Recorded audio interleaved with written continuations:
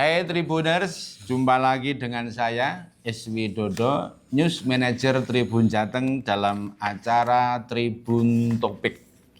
Kali ini saya berada di kampus UIN Wali Songo, tepatnya di Fakultas Syariah dan Hukum di Ngalian, Kota Semarang.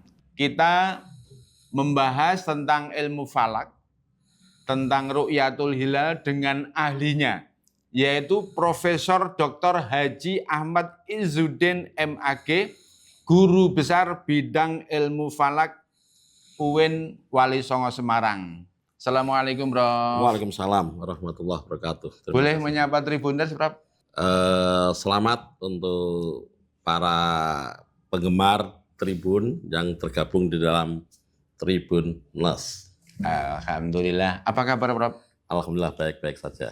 Tribuners, hari ini di sela-sela kesibukan Profesor Izzuddin, biasa ya Prof ya, mengajar tentang ilmu falak.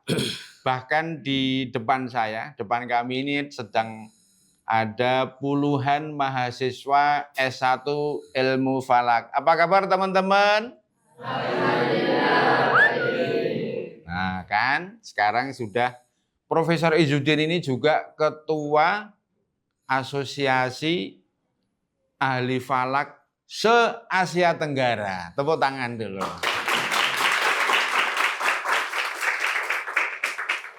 Prof, kalau untuk menuju Ru'yatul Hilal, apakah ada standar khusus bagi orang-orang yang akan melihat ke situ? Sebenarnya kualifikasinya seperti apa, Prof? Ya, oke begini Pak Is ya. Pak Is ya panggilannya. Siap. Jadi terkait dengan kewajiban kita untuk melaksanakan ibadah puasa, Allah sudah memberikan sebuah tuntunan bagaimana memulai puasa Ramadan itu yang secara jelas hadis mengatakan sumu li ru'yatihi wa aftiru li ru'yatihi fa in gumma alaikum fakdurulah. Hadis itu memberikan ketegasan bahwa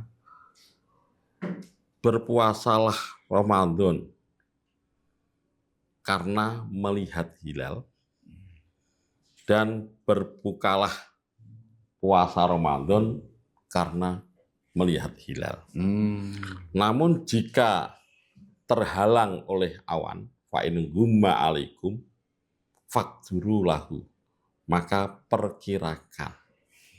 Di dalam kata-kata perkirakan ini ada yang memberikan makna fa'akmilu iddatas salasina yauman, sempurnakan 30 hari. Kita harus mulai membahas ini dulu. Siap. Apa artinya? Bahwa kewajiban kita puasa Ramadan itu tergantung kepada posisi hilal terlihat atau tidak. Kata terlihat atau tidak ini, para ulama memberikan sebuah penafsiran yang berbeda. Ada yang cukup dengan melihat secara teori, ilmu murni. Oh ya, posisinya terlihat itu seperti ini. Ini namanya ilmu murni. Namun ada yang berpemahaman bahwa hadis ini cukup jelas mengatakan terlihat itu ya berarti harus nampak.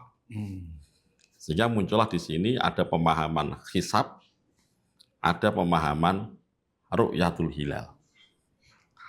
Terkait dengan ini, kemudian inilah yang kemudian ilmu falak sangat penting. Apakah untuk bagaimana mengetahui teori hisabnya, atau bagaimana nanti cara melakukan pengamatannya atau Ru'yatul Hilal.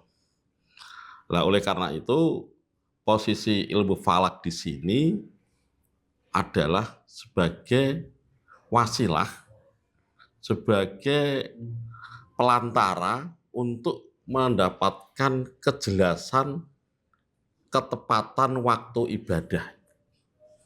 Jadi ilmu falak ini bukan sesuatu yang apa istilahnya, targetnya bukan, sebagai ilmu yang membantu untuk mendapatkan ketepatan waktu ibadah yang secara syar'i memang dibutuhkan. Oleh karena itu, ya alhamdulillah UIN Wali Songo Semarang termasuk sebagai garda depan bagaimana bisa melahirkan ahli-ahli falak yang pertama kali menggagas, mendirikan, merintis adanya prodi ilmu falak. Wah, luar biasa, Prof. Tepuk tangan dong. Tribuners, ternyata Profesor Izzuddin ini juga seorang pendiri pondok pesantren Life Skill Darun Najah.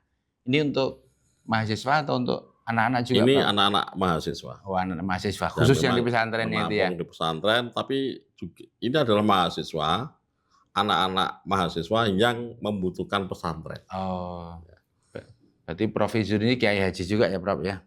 Saya panggil Prof atau Pak Kiai? Prof, kalau zaman sekarang kan teknologi perhitungan hisab itu sudah canggih, tetapi Indonesia tetap menggunakan patokan atau pedoman ru'yatul hilal. Kira-kira pertimbangannya apa, Prof? Mungkin perlu sedikit saya luruskan. Siap. Bahwa pemerintah Republik Indonesia di dalam rangka untuk memfasilitasi pemeluk agama Islam yang membaca adanya fenomena di masyarakat terjadi perbedaan, ada yang hisab, ada yang ru'yah, maka pemerintah berupaya memfasilitasi, mengakomodir, Ya. mencoba melakukan akomodasi bagaimana hisabnya, bagaimana ru'yahnya. Jadi maaf, bukan pemerintah itu ru'yah, Oh gitu ya. tapi pemerintah mengakomodir, menyelesaikan keperbedaan antara hisab dan ru'yah, yang kemudian memunculkan teori baru yang namanya hisab imkanur ru'yah. Oh gitu ya. Nah, ini penting. Anyar ini, Prof. Iya. Dan itu diramu oleh pemerintah di mana menjelang puasa Ramadan, menjelang Idul Fitri dan menjelang Idul Adha, pemerintah mengadakan kegiatan yang disebut dengan sidang isbat. Nah, sidang isbat inilah merupakan kebijakan langkah pemerintah memberikan pengayoman kepada masyarakat Muslim yang khawatir kalau nanti tidak ada fasilitasi ini, keperbedaan itu membingungkan masyarakat. Dan ternyata kalau boleh saya ilustrasikan dalam sejarah, itu ternyata bisa kita merujuk sejarah keberadaan tradisi dugderan yang ada di Semarang. Oh iya. Nah, jadi apa artinya? Ternyata dulu umarok kita sudah, pemerintah, mencoba memfasilitasi rakyat yang beragama Islam terhadap keberbedaan antara hisab dan ru'yah. Oh. Karena dalam salah satu bukunya Profesor Akib Suminto, itu yang mencatat tentang Senegor Gronya, seorang pimpinan penjajah dari Belanda, itu melihat rakyat Indonesia kok menarik ya. Lebaran antar rumah aja ada perbedaan. Nah, disitulah kemudian Senegor Gronya membaca ini peluang untuk kita pecah belah. Nah, dari situlah kemudian saya lihat sejarah panjangnya di Semarang ini. Jadi Kanjeng Adipati, kalau sekarang itu berarti wali kota gitu, selalu ditunggu-tunggu oleh masyarakat Muslim ketika menjelang puasa Ramadan. Jadi kalau menjelang puasa Ramadan itu rakyat yang beragama Islam itu datang ke masjid, ya mungkin sekarang kalau dilihat itu yang masjidnya masjid Kauman Johar itu, untuk menunggu pengumuman dari Kanjeng Adipati, yang sekarang itu umarok ya, yaitu kayak wali kota begitu. Setelah wali kota atau Kanjeng Adipati itu mendapatkan suhuf, lembaran-lembaran naskah yang berisi ketetapan awal Ramadan yang dibahas oleh para pakar. Oh iya. Nah inilah yang kemudian saya baca, apa yang dilakukan pemerintah sidang isbat itu paling tidak ada catatan sejarah mengikuti umar-umar pada zaman dulu, sudah memfasilitasi masyarakat Muslim supaya ketika terjadi perbedaan, dia akan bisa memahami, oh ini yang mayoritas, ini dasarnya ini, dasarnya ini.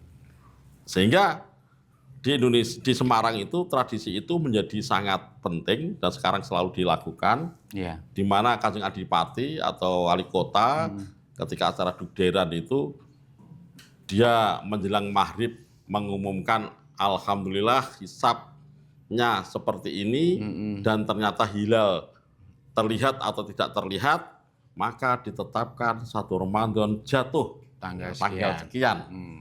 Kemudian ditandai adanya tabuh beduk, Dugder. kemudian ada yang bertugas membunyikan mercon, maka muncullah dugder.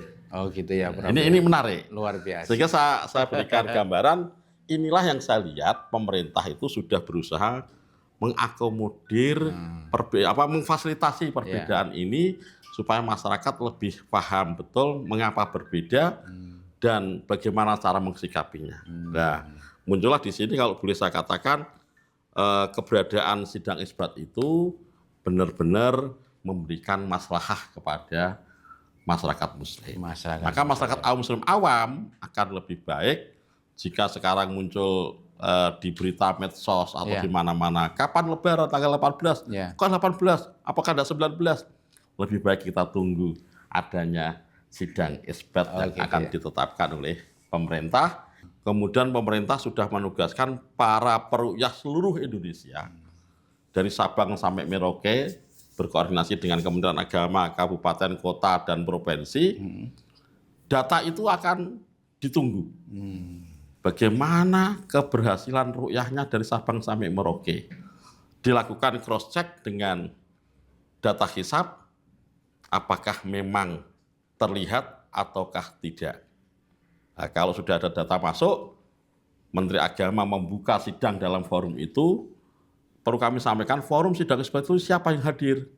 Perwakilan ormas, bahkan perwakilan duta besar agama, duta besar negara sahabat.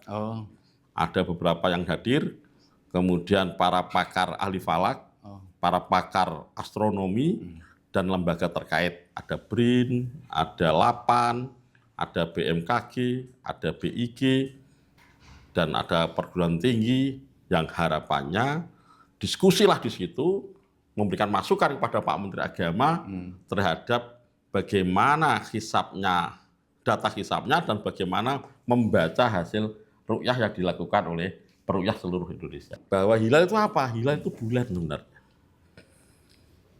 Atau dalam bahasa Arab sebenarnya itu bulan itu punya bahasa Arabnya itu ada berapa? 3. Apa aja, Prof? Ada hilal, ada badar, ada komar. Oh gitu ya. Jadi kalau hilal itu masih muda, kalau badar itu sempurna, kalau sudah tua itu namanya komar. Maka saya pesan kepada Pak Is ya, siap. Kalau besok punya cucu, nah cucu kok kembar 3, oh gitu ya, pakai nama yang punya hubungannya dengan ini. Kok laki-laki semua gimana? Prof, kalau laki-laki semua ya pakai nama anu lah, Hilaluddin, Badruddin, Komarudin. Tepuk tangan dong. Itu artinya sama gitu loh. Oh gitu ya. Itu artinya bulan gitu. Artinya bulan ya. Walaupun kalau orang Malaysia bilangnya bukan bulan, anak bulan. Oh anak bulan. Jadi kalau hilal, orang Malaysia itu bilangnya bukan hilal, tapi anak bulan. Oh gitu ya, Prof. Jadi, namun artinya sebenarnya di dalam kamus Munjid, yang namanya bulan itu ya ada hilal, ada badar, ada komar. Jadi kalau remaja ini masih badar ini ya, Prof? Ya ini menuju ke badar. Menuju ke badar. Kalau kita sudah menuju ke komar. Saya kira closing statement ini menjadi sangat penting saya sampaikan bahwa di dalam memulai Ramadan dan mengakhiri Ramadan, untuk kehati-hatian masyarakat Muslim di Indonesia akan lebih nyaman, tenang, ikutilah daripada hasil sidang isbat yang dilakukan oleh pemerintah. Pemerintah memfasilitasi ini dengan harapan supaya kalian punya dasar memulai Ramadan dan mengakhiri Ramadan yang benar-benar sudah dapat dipertanggungjawabkan, yang didiskusikan oleh banyak pakar dan merupakan hasil evaluasi sebagai hasil uji verifikasi keberadaan data hisab, verifikasi ru'yah terhadap data hisab, dan merupakan upaya bagaimana mendapatkan kemantapan waktu yang dapat memberikan acuan yang lebih mantap. Oleh karena itu, marilah kita tunggu keputusan sidang isbat, walaupun tadi saya sudah memberikan gambaran-gambaran secara ilmu, namun insya Allah sidang isbat akan lebih memberikan sebuah kemantapan ibadah kita. Karena maaf, memang Pak, bulan Ramadan itu ditunggu-tunggu. Bahkan ada sebuah hadis menyebut begini, lau ta'lamu ummati ma fi syahri Ramadana tamannau kullu sanah Ramadana. Artinya apa, Prof? Seandainya umat Nabi Muhammad itu tahu kelebihan bulan Ramadan, diberitahu apa bisa mengetahui secara kasat mata kelebihan bulan Ramadan, maka akan menghendaki seluruh bulan dalam 1 tahun Ramadan semuanya. Alhamdulillah. Dan dari situlah kemudian hati-hati. Oh gitu ya, Prof. Supaya kita bisa menggunakan keabsahan ibadah dengan sebaik-baiknya.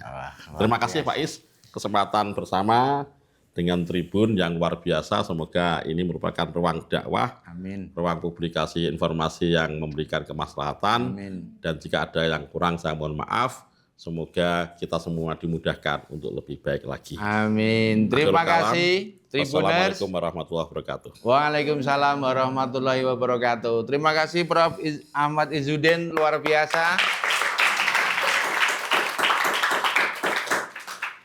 Tribuners bisa disaksikan di YouTube Tribun Jateng, di koran cetak Tribun Jateng, dan di online tribunjateng.com.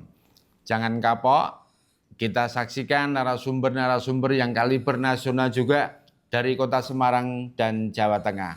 Di kampus UIN Wali Songo bersama Profesor Dr. Ahmad Izzuddin MAG ya, Prof. Terima kasih. Assalamualaikum warahmatullahi wabarakatuh. Waalaikumsalam. Tepuk tangan lagi dong.